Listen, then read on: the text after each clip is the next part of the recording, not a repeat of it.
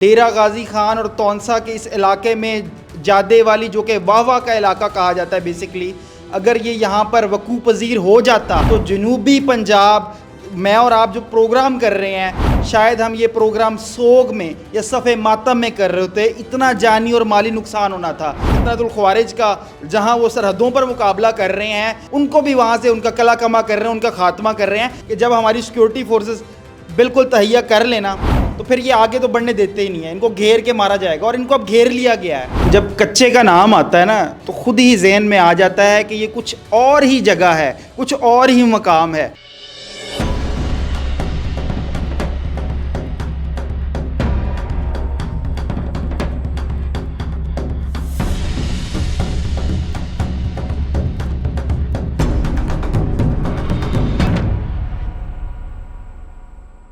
السلام علیکم ناظرین، ساؤتھ پنجاب ڈیجیٹل کے ساتھ میں ہوں آپ کا میزبان ہارون طاہر۔ ناظرین، جنوبی پنجاب کا شہر تونسا شریف ایک بہت بڑے سانیہ سے بچ گیا۔ تونسا شریف کے سرحدی علاقے جادے والی میں باقاعدہ طور پر جو پنجاب اور کے پی کے کا بارڈر ایریا لگتا ہے، وہاں پر فتنۃ الخوارج کی دہشت گردی کی سازش کو سیکیورٹی فراہم کرنے والے اداروں کی جانب سے ناکام بنا دیا گیا۔ ایک بہت بڑے سانیے سے بچا ہے جنوبی پنجاب، اور وہیں دوسری جانب راجن پور جو کہ کچے کے ڈاکوں کی جانب سے بہت ہی معروف اور مشہور ترین علاقہ کنسیڈر کیا جاتا ہے، جو کہ خوف و ہراس کا بھی شکار ہے اور لوگ ان علاقوں میں جانے سے گریز کرتے ہیں۔ وہاں پر بھی پولیس کی جانب سے بڑی کارروائی عمل میں لائی گئی ہے، اور عمران گورانی جیسے معروف ڈاکو کی چنگل سے 3 مغویوں کو بازیاب کروایا گیا ہے۔ ایک بڑا آپریشن کیا گیا ہے پولیس کی جانب سے۔ اسی اہم موضوع پر گفتگو کرنے کے لیے آج کے اس پوڈ کاسٹ میں ہم نے موضوع کیا، ہمارے کو ہوسٹ ہیں رمیل طارق صاحب۔ سر، ایک تو بہت شکریہ کہ آپ نے اپنا قیمتی وقت دیا، اور جس طریقے سے آپ نے انٹرو میں جانا کہ ایک بہت بڑے ثانیے سے بچا ہے جنوبی پنجاب، اور جس طریقے سے سیکیورٹی فراہم کرنے والے اداروں نے اس آئی ای ڈی ڈیوائس کو جادے والی کے قبرستان سے برآمد کیا اور نکارہ کیا، اور اس میں واضح تھا کہ سیکیورٹی فورسز کو اور عام عوام کو اس میں نشانہ بنایا جا رہا تھا۔ تو پولیس کی اس کارروائی کو آپ کیسا دیکھتے ہیں، اور کتنی اہمیت کا حامل تھا یہ ثانیہ؟ بالکل ہارون، جیسے کہ first of all thank you so much Haroon کہ آپ نے مجھے آج کے اس ٹاپک پر بات کرنے کے لیے اپنے اسٹوڈیو میں دعوت دی۔ اور جہاں تک بات رہی کہ یہ جو ایک بڑی اہم پیش رفت ہوئی ہے تونسا اور ڈی جی خان کو، اگر ہم اس کی اسٹریٹجی کو سمجھیں نا، اس کے ہم محل وقوع کو سمجھنے کی کوشش کریں تو یہ بڑا اہمیت کا حامل علاقہ ہے۔ وہ کیسے کہ پنجاب اور کے پی کا بارڈر یہاں پر حساس یکجا علاقہ ہوتا ہے، کہ وہاں پر پہاڑ بھی ہیں، بالکل چٹیل میدان بھی ہے، بالکل لینڈز بھی ہیں جہاں پہ ایگریکلچر لینڈز بھی ہیں، اور بھی اس طرح کے دیگر ڈفرینٹ 3 طرح کے ایٹماسفیئر تو وہاں پہ ہیں ہی ہیں کہ جن کا وہاں کے لوگوں کو سامنا ہے۔ اور یہ بڑے اچھے ہائیڈ آؤٹس ہیں، یہ جو دہشت گرد ہیں یا جو صوبہ ٹو صوبہ یا پریونشن ٹو پریونشن موو کرتے ہیں، اپنی جگہ چینج کرتے ہیں، ان کے لیے موومنٹ کا بڑا اچھا جگہ ہے، رستہ ہے۔ اب ہوا کیا کہ ہمارے اداروں نے جب حرکت شروع کی، جو کہ کر رہے ہیں پہلے سے ہی حرکت میں تھے، مگر ہاں اب ان کی سرکوبی کے لیے ذرا زیادہ زور آزما کارروائیوں کا جب انعقاد کیا باقاعدہ طور گیا، پر سرچ آپریشنز جاری و ساری ہیں۔ جادے والا کے پاس انہوں نے وہاں پر ایک آئی ای ڈی ناکارہ بنایا، اور آپ اس کو اگر دیکھیں تو اگر یہ سانحہ ڈیرہ غازی خان اور تونسا کے اس علاقے میں جادے والی جو کہ واہ کا علاقہ کہا جاتا ہے بیسکلی، اگر یہ یہاں پر وقوع پذیر ہو جاتا تو جنوبی پنجاب میں اور آپ جو پروگرام کر رہے ہیں شاید ہم یہ پروگرام سوگ میں یا صفِ ماتم میں کر رہے ہوتے، اتنا جانی اور مالی نقصان ہونا تھا۔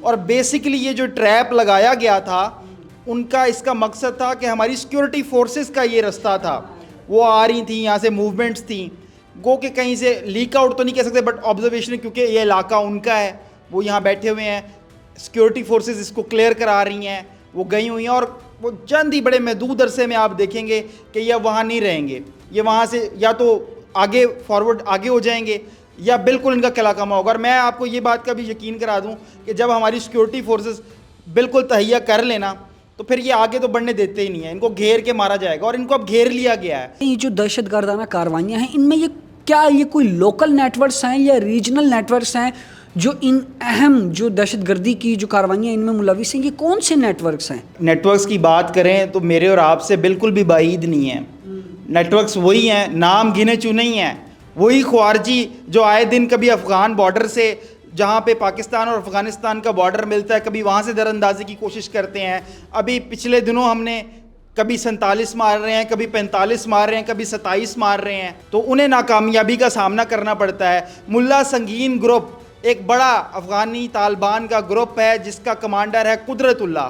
قدرت اللہ نے اپنے 47 بندے بھیجنے کے بعد پیچھے سے پیش رفت کے اوپر رہا کہ یہ کیا ہو رہا ہے، کیسے ہو رہا ہے، کہاں تک پہنچے ہیں، کیونکہ اس کو ٹارگیٹ دیا گیا تھا کہ پہلے 27 بھیجے، پھر 45 بھیجے، مار دیے گئے، جہنم واصل کر دیے گئے. انہوں نے کہا اب 47 بھیج رہے ہیں، 2 بڑھا کے فگر بھیج رہے ہیں، خدارہ ان میں سے کوئی 2-3 تو انٹر کراؤ.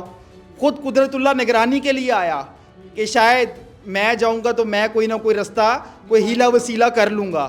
اچھا، یہ جتنے بھی قبائلی علاقے ہیں وہاں پر یہ جو فتنۃ الخوارج سے جڑے دہشت گرد ہیں اور یہ جس طریقے سے مختلف یہ باقاعدہ طور پر جو تنظیمیں بنی ہوئی ہیں، یہ کس طریقے سے اثر رسوخ رکھتے ہیں؟ آپ نے دیکھا ہوگا کہ بڑے جو ہے نا طریقے کے ساتھ یہ ان علاقوں میں انٹر بھی ہو جاتے ہیں.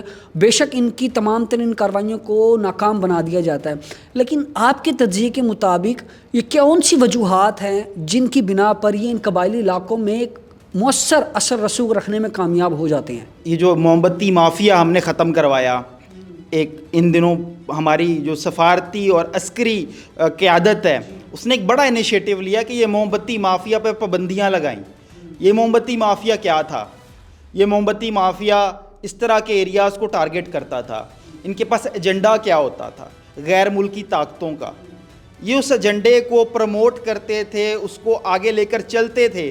انہیں ٹارگیٹس دیے جاتے تھے کہ آپ نے کمیونٹیز کو، قبائلز کو یکجا کرنا ہے، اپنے ساتھ ان کا اثر و رسوخ بڑھانا ہے، ان کے ساتھ بیٹھنا اٹھنا ہے، ان میں گھلنا ملنا ہے. وہ جب گھلنے ملنے کے بعد وہ جو ان کے ٹارگیٹس ہوتے تھے وہ اس کو اچیو کرتے تھے. اب اس موم بتی مافیا کے جب ہم نے پابندیاں لگی اس کے بعد یہ چیزیں تو ہوگی بند. انہوں نے کہا کہ اب یہ کس طرح ہم یہ والا ٹارگیٹ جو پہلے موم بتی مافیا NGOs کے نام پہ ان کے لیے کر دیتا تھا، اب یہ کام کس طرح کروائیں؟ ان کے لیے تو بڑا معمہ کھڑا ہو گیا. پھر انہوں نے کیا کیا کہ BLA جیسے ایک وہ جو خوارجی ہیں جو ہمارے میں سے یا ہماری صفوں میں سے اٹھائے لوگ، پشاور سے ایک بڑا ریکٹ جو پکڑا معصوموں گیا. کی جانیں لیتا ہے. کتنا بڑا ریکٹ تھا اور بڑے ہائی کوالیفائڈ لوگ تھے. اب انہوں نے سافٹ پلیسز ڈھونڈی ہیں میرے اور آپ کے درمیان ہی. میرے اور آپ کے ہم یہاں پہ 5-6 لوگ بیٹھے ہیں، ہو سکتا ہے ہم میں سے کوئی ایک ہو جو شاید ان کا ایجنڈا لے کے چل رہا ہو. تو ایسا ہے، وہ کہیں نہ کہیں اس طرح کے لوگ ڈھونڈتے ہیں، تلاش کرتے ہیں، اور پھر لالچ یہی ہے ڈالرز کا.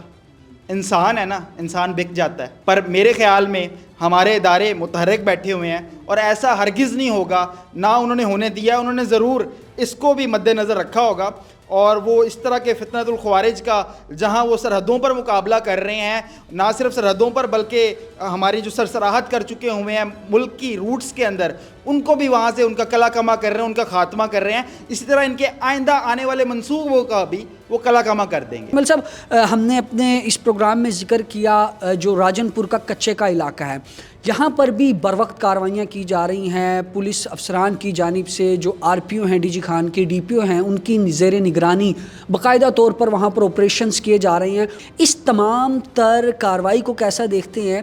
پولیس جس انداز سے کام کر رہی ہے، کیا سمجھتے ہیں کیا یہ ایک ٹیکٹیکل انداز میں کی جانے والی آپریشنز ہیں یا یہ صرف وقتی طور پر ریلیف دے رہے ہیں؟ ہارون، جب کچے کا نام آتا ہے نا تو خود ہی ذہن میں آ جاتا ہے کہ یہ کچھ اور ہی جگہ ہے، کچھ اور ہی مقام ہے، اور بالکل ایسا ہی ہے. کچے کا اگر آپ اپنے ذہن میں تصور لیں تو آپ کے ذہن میں تو کوئی شاید ریت ہوگی، دور دور تک کچھ نظر نہیں آئے گا. ایسا ہی ہے. ارد گرد دریا ہے، بیچ میں چھوٹے چھوٹے آئی لینڈز ہیں.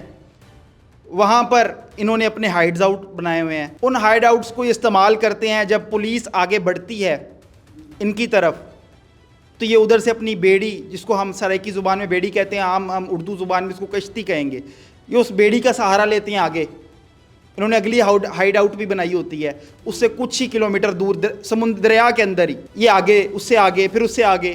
تو وہ پولیس پیچھے پیچھے پیچھے فالو کرتی رہتی ہے. واقعی کچے کے اندر اب نہایت ہی میں اگر کہوں گا کہ ٹیکٹیکل چیزوں کا استعمال کیا جا رہا ہے، جیسے ڈرون کا استعمال کیا جا رہا ہے، اور بڑے بڑے نام. یہ گورانی تو بہت چھوٹا نام ہے، اسی کے ساتھ کا ایک بڑا نامی گرامی ایک وہاں کا لاڈی گینگ تھا، اور دوسرے گینگ تھے. لاڈی گینگ کی نا مختلف شاخیں ہیں. یہ صرف ڈی جی خان میں نہیں ہے, یہ راجن پور, صادق آباد, رحیم یار خان, یہ فرینچائز سسٹم ہے. ان شارٹ بنتا ایک ہے گنڈا یا ڈاکو, اس کے بعد وہ فرینچائزز دیتا ہے. یہ ہر طرح کے اس علاقے میں سراحت کر جاتے ہیں, اپنا انفلوئنس رکھتے ہیں. یا میں یا آپ میں سے کل کو کوئی بن جائے گا وہاں جا کے کہ میں اس گینگ کا فلانا بندہ, میری نمائندگی ہے یہاں پر. جن علاقوں کو نو گے ایریا کے نام سے جانا جاتا ہے, جو ایک خوف و ہراس کی علامت ہے, آپ یہ سمجھ رہے ہیں کہ ان آپریشنز کی کامیابی کے بعد یہ جو ایک کنسیپٹ ہے یہ ختم ہونے جا رہا ہے؟ نو گو ایریا تو ہارون دیکھیں نا وہ ہوگا جہاں پہ ریاست کی ریٹ نہیں ہے. آپ مجھے کوئی ایک ایسا ایریا بتائیں کہ جہاں پر اب اس موجودہ دور میں ریاست کی ریٹ نہیں ہے, جہاں پر سی سی ڈی جیسا ادارہ, سی ٹی ڈی جیسا ادارہ اور دیگر بڑے بڑے ادارے بن رہے ہیں اور عوام کی فلاح و بہبود کے لیے بن رہے ہیں, ریاست کا انیشیٹیوز ہیں. میں کسی پرٹیکولر گورنمنٹ کا انیشیٹیو نہیں کہوں گا, پرٹیکولر گورنمنٹ کچھ نہیں کر سکتی, وہ صرف وعدے اور دعوے کر سکتی ہے. یہ ریاست کے انیشیٹیوز ہوتے ہیں, لانگ ٹرم پالیسیز ہوتی ہیں, لانگ ٹرم پلانز ہوتے ہیں اور ان پر امپلیمنٹ ہوتا نظر آ رہا ہے. تو نو گو ایریا تو ہے ہی نہیں نا. اب کوئی کچھ ہائیڈ آؤٹس ہیں کچے میں جہاں عام عوام رہ نہیں رہی, پبلک بس نہیں رہی. پر اب آپ آنے والے دنوں میں نے جیسے پہلے کہا, آپ دیکھیں گے کہ یہ جو راجن پور, جہاں پر کچھ پرابلمٹک ایریاز ہیں جہاں پر شاید میں اور آپ ڈرتے ہیں جانے سے, یا ہمیں بتایا گیا کہ آپ نے وہاں نہیں جانا, یا آپ جائیں گے تو آپ کو اغوا کر لیا جائے گا اور جو کچھ ہے وہ چھین لیا جائے گا, تو وہ اب ایسا نہیں ہونے والا ان فیوچر. انشاءاللہ ہماری پالیسنگ بہت بہتر ہے اور آنے والے دنوں میں آپ اس کو بتدریج بہتری کی طرف جاتا ہوا دیکھ رہے ہیں. اور بہت شکریہ رومیل صاحب آپ کے قیمتی وقت کا. آج کے پروگرام میں اب تک کے لیے دیجیے گا اجازت, نئے پوڈ کاسٹ میں دوبارہ اہم موضوع کے ساتھ آپ کی خدمت میں حاضر ہوں گے. تب تک کے لیے دیجیے گا اجازت, اللہ نگہبان.